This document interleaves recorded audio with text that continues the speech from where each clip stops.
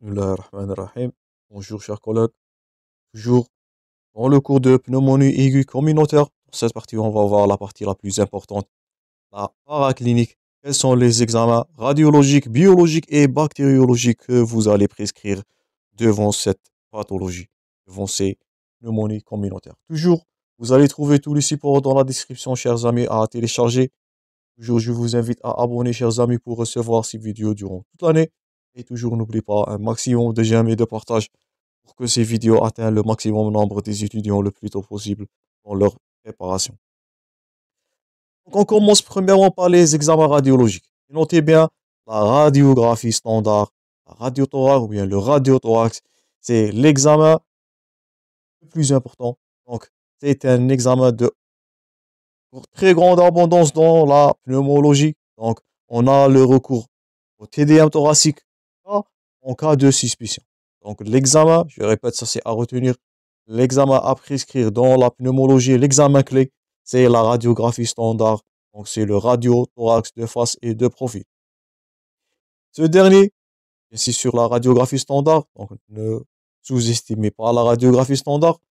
Donc, le radiothorax, il doit être réalisé systématiquement, donc devant toute suspicion de pneumonie. Et c'est l'examen clé, je répète. Le scanner, le TDM thoracique, il n'est nécessaire que en cas de suspicion de complications. Ou bien, si le diagnostic il est difficile, l'examen clé, je répète pour la deuxième fois, c'est la radiographie standard. Le radiothorax face et profil, c'est l'examen clé qui va vous permettre de poser le diagnostic de pneumonie. Et on va voir ça dans la deuxième série de vidéos qui sera dédiée sur l'interprétation des clichés thoraciques. On va voir ce que vous pouvez voir devant un cliché thoracique, ou bien dans un cliché thoracique.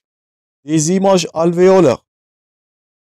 Je vous invite à consulter le cours des syndromes alvéolaires et vous allez voir ces aspects-là dans, je répète, dans la partie qui sera dédiée sur l'interprétation des clichés.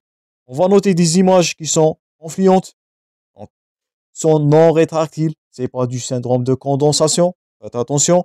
On peut noter aussi un bronchogramme aérique. Tout ça, on va voir dans l'interprétation. Parfois, on peut noter des images interstitielles. Je vous invite à consulter le cours du syndrome interstitiel en radiologie. Et je répète, on va aborder les images interstitielles dans l'interprétation des clichés. Et plus rarement dans certains germes, vous allez voir, certains germes ont une capacité d'avoir une image excavée et ça va être un diagnostic différentiel avec la tuberculose. Donc je répète, j'insiste sur ce point-là. Radiothorax, c'est l'examen clé. On va voir des images alvéolaires, des images interstitielles et même, faites attention, mais c'est rare, des images excavées et c'est du diagnostic différentiel avec la tuberculose. Et aussi, dans la radiographie standard, le téléthorax, je répète, on peut rechercher aussi un épanchement pleural réactionnel, une pleurésie réactionnelle. L'examen clé, je répète, à retenir de cette partie, radiographie standard, pathologie alvéolaire, pathologie interstitielle, certains des cas, et même des excavations. Le TDM, donc, si on vous pose la question, quel est l'examen clé devant une pneumonie, c'est la radiographie standard, et c'est sur ce point-là. Le TDM, il n'est recommandé qu'en cas de suspicion, de complications ou de diagnostic qui va être dit difficile. Les complications, c'est la pleurésie purulente, l'abcès, notre prochain intitulé dans cette série. Donc, seules les complications ou bien du diagnostic différentiel. Donc, là, vous voyez la PFLA, la fameuse PFLA, la pneumonie franche lobaire aiguë, qui est systématisée dans un lobe. Je répète, l'agent pathogène responsable là, c'est la pneumonie.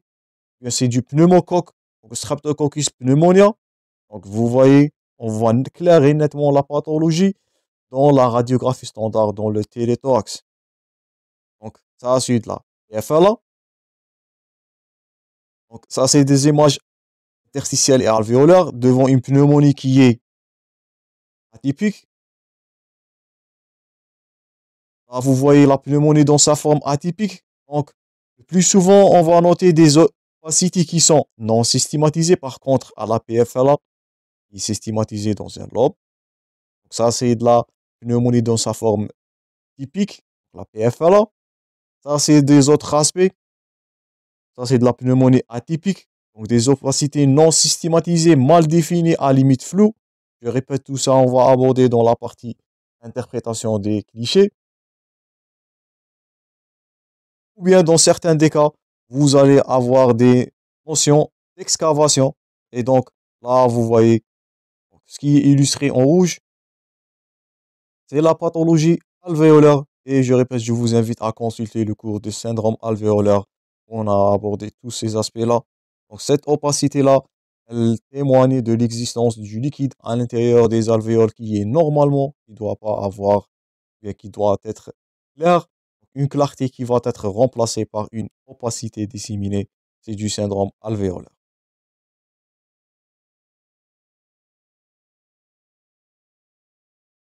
Deuxièmement, dans la radiothorax, on va voir une orientation selon le germe. Donc, la radio thoracique, parfois peut être orientée le diagnostic. Donc, devant des images alvéolaires, j'insiste, là vous allez incriminer le pneumocoque, l'hémophilus et la légionnaire. Je répète, devant une image alvéolaire comme celle-ci là, vous allez incriminer le pneumocoque, l'hémophilus et la légionnaire. Donc, ces germes-là, ils ont un tropisme alvéolaire. Deuxièmement, devant une image qui est interstitielle, devant un syndrome interstitiel, vous allez incriminer le mycoplasme et la chlamydia. Donc, deuxième cas, image interstitielle, mycoplasme et chlamydia. Et devant des images excavées, donc les excavations, ça va être un diagnostic différentiel avec la tuberculose. Vous allez incriminer les anaérobies, la Klebsiella ou bien Klebsiella et le staphylo. Je répète, image alvéolaire, donc tropisme alvéolaire, pneumocoque, hémophilus et légionnaire. Image interstitielle, donc vous voyez l'importance du radiothorax qui est l'examen clé.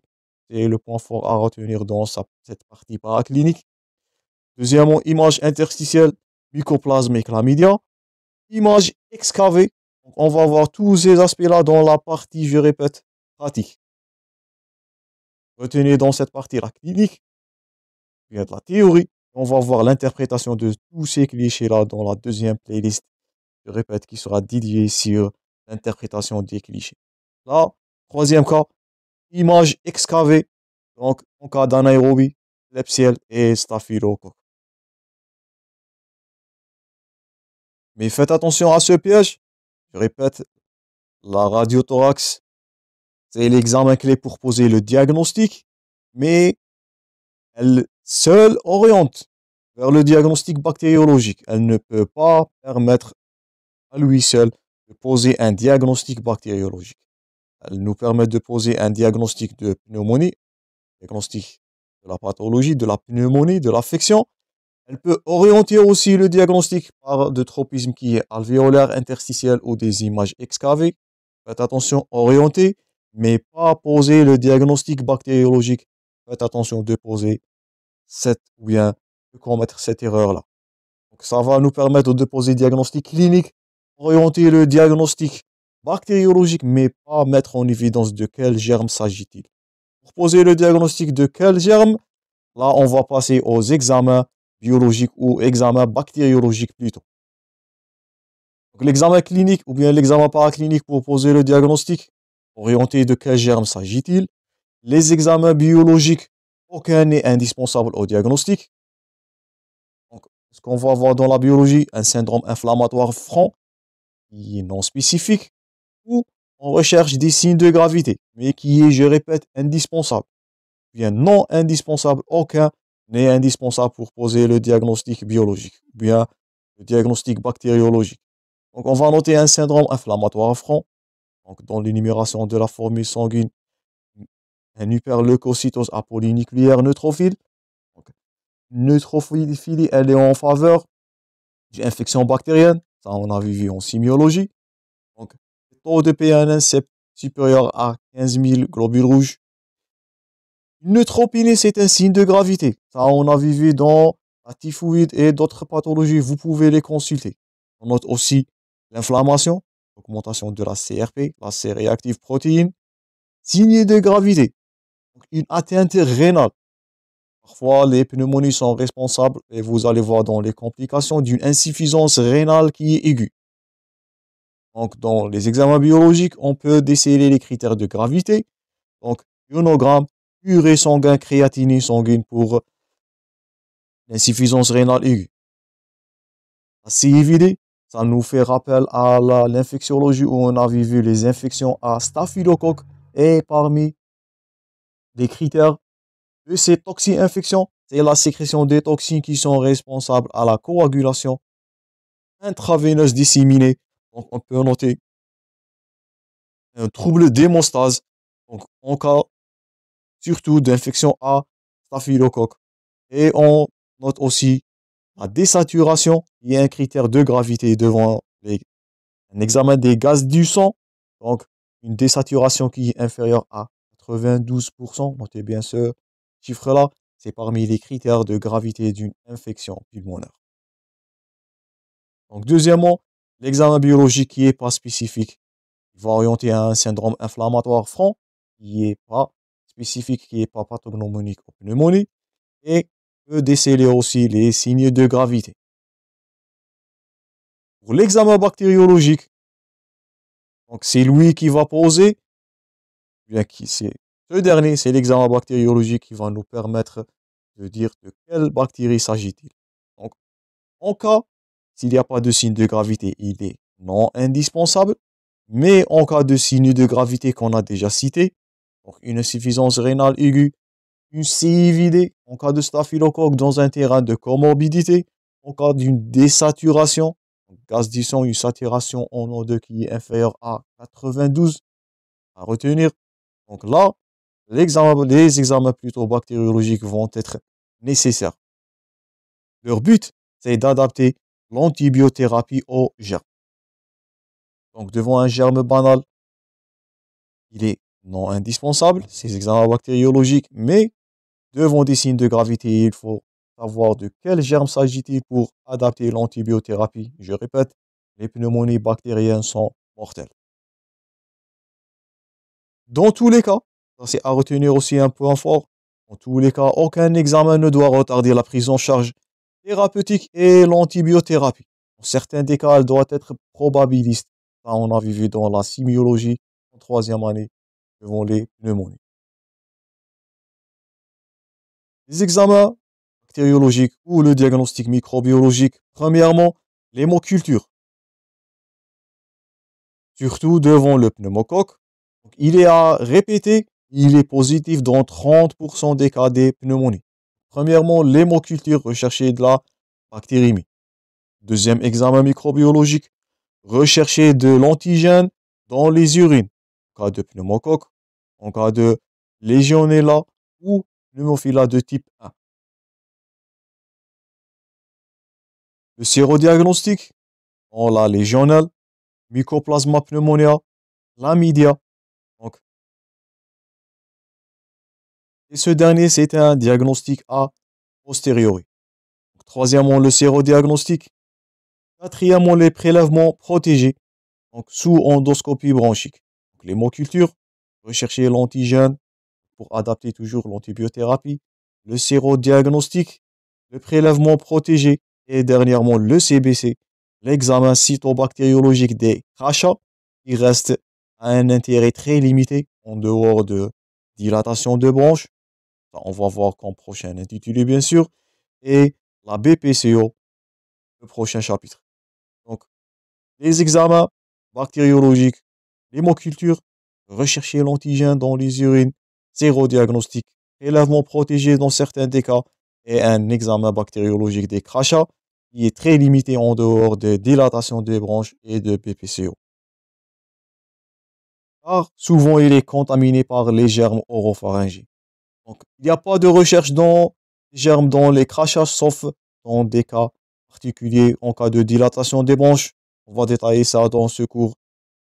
Et dans la bronchopneumopathie constrictive, donc on va faire ça dans la BPCO.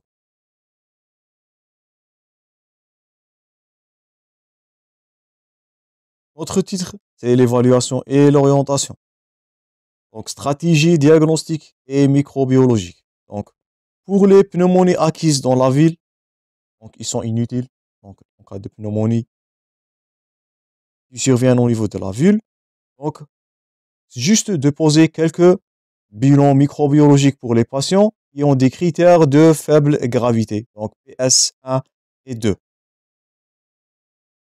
Donc c'est inutile de poser les bilans microbiologiques sauf les patients qui ont des critères de gravité. C'est pour les patients hospitalisés lors de la réanimation. C'est là où on est prescrire. C'est dans ce cas-là où l'hémoculture et l'analyse des expectorations peuvent être recommandées. Aussi la détection d'antigènes urinaires en cas de pneumocoque ou légionnaire, comme on a vu dans la plaque précédente, et la recherche d'antigènes urinaires de légionnaire peut se justifier chez les malades présentant hein, des symptômes évocateurs de légionellose en cas de situation d'épidémie, donc devant toute pneumonie aiguë communautaire. Pour les patients en réanimation, donc la pratique des hémocultures, l'analyse cytobactériologique des sécrétions et des prélèvements, aussi la détection d'antigènes urinaires en cas de pneumocoque légionnaire, ils sont recommandés. Donc, pneumonie acquise dans la vie, donc ce serait inutile de poser tous ces examens-là. Patients en dehors de réanimation dans certains des cas, en cas de pandémie de légionnaire. Dans certains des cas, l'hémoculture, elle est recommandée. Et on avait dit que 30% des cas des pneumonies, on va voir pneumocoque positif dans 30% des cas. Et pour les patients qui sont en réanimation, et on va voir ça dans les pneumonies nosocomiales. Donc, presque tous ces examens biologiques, bien microbiologiques sont prescrits, l'hémoculture, l'analyse cytobactériologique, la détection d'antigènes urinaires, surtout en cas de pneumocoque et légionnaire, ils sont recommandés. Dernièrement, avant de conclure la paraclinique, on va voir un tableau récapitulatif qui oriente votre diagnostic vers une PFLA, une pneumonie typique, PFLA, pneumonie franche lobaire à pneumocoque ou une pneumonie à bactéries qui est atypique. Donc, à retenir, devant une pneumonie qui est, je répète, typique, donc pneumocoque, donc elle est la plus fréquente. Donc, notez bien toutes ces différences entre pneumonie typique et atypique. Et le pneumocoque qui est l'agent pathogène responsable des pneumonies qui est le plus fréquent retrouvé.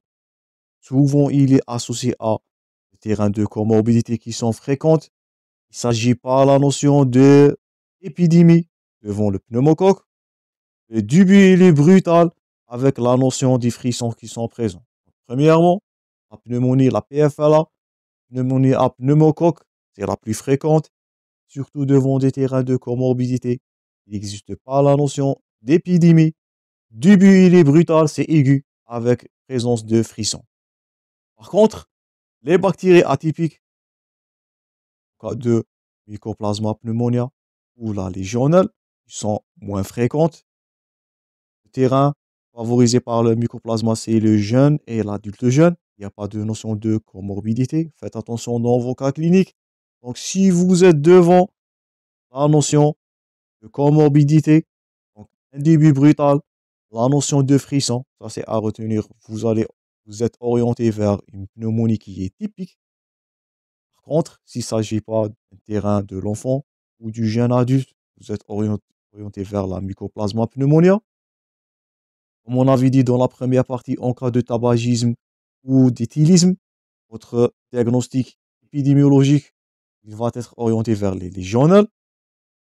Donc, ces deux dernières, il existe dans la notion d'épidémie. Donc, s'il s'agit des cas similaires, surtout chez les jeunes enfants, en cas de crèche, en cas de vie collective. Donc, la notion d'épidémiologie, c'est à retenir dans vos cas cliniques. C'est le même cas que légionnaire. Le début dans ces deux dernières, il est progressif et la frisson, elle est rare. Donc, je répète, comorbidité, absence de critères d'épidémiologie, c'est-à-dire des cas similaires dans la collectivité, début brutal avec frisson, pneumocoque. En cas de terrain enfant jeune dans l'épidémie, en cas de notion d'épidémie, surtout en hiver, c'est le mycoplasma pneumonia. terrain tabagique et éthylique, c'est la légionnaire.